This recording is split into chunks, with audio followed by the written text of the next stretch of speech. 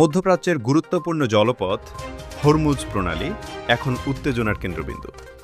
ইরানের সামরিক বাহিনী ইসলামিক রেভলিউশনারি গার্ড কর্পস জানিয়েছে, শুধু যুক্তরাষ্ট্র বা ইসরায়েল নয়, তাদের মিত্রদের কোনো জাহাজও এই পথ দিয়ে চলাচল করতে পারবে না।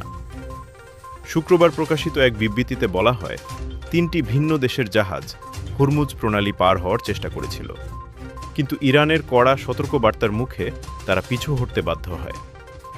ইরান স্পষ্টভাবে জানিয়েছে, যদি কোনো জাহাজ এই নিষেধাজ্ঞা অমান্য করে তাহলে নেওয়া হবে কঠোর ব্যবস্থা।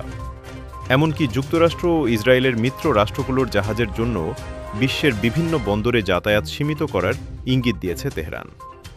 বিশেষজ্ঞদের মতে, হরমুজ প্রণালী দিয়ে বিশ্বের প্রায় ১/৩ তেল পরিবহন হয়।